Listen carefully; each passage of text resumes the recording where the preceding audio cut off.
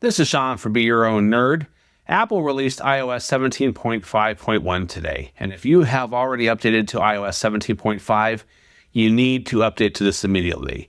And the reason is, last week when Apple released iOS 17.5, all of a sudden a lot of people were having an issue where photos they had deleted in the past, and that could be anywhere from months to years to some people even back to 2010, 14 years ago, all of a sudden those photos were showing up on their iPhones again. And what's been happening for the past week is you have people who have had this problem and experienced it firsthand, and you have people who haven't experienced it.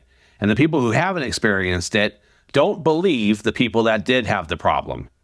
Well, sure enough, it's a real problem because Apple put out an iOS update today that fixes this issue. And just keep in mind, Apple has been completely silent on this issue since last Monday when they released iOS 17.5. They made no acknowledgement at all that this was a problem until they put out this update today for iOS. And the update reads as this. This update provides important bug fixes and addresses a rare issue where photos that experienced database corruption could reappear in the Photos library even if they were deleted. It's very strange wording here, database corruption. The issue is this. When you delete photos from your iOS device, they should be gone forever. I know it gives you 30 days. It will go to the deleted section in the Photos app, and then it gives you an additional 30 days where you can recover them. But it says in that folder, if you don't recover them within 30 days, they will be permanently deleted. And they use the words permanently deleted.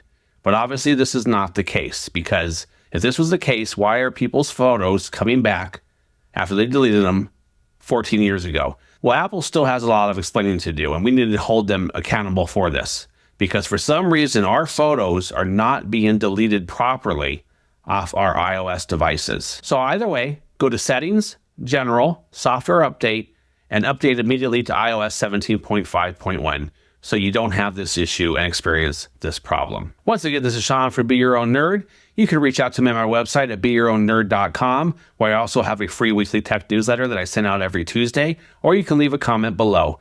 Thank you so much for watching, and have yourself a great tech day.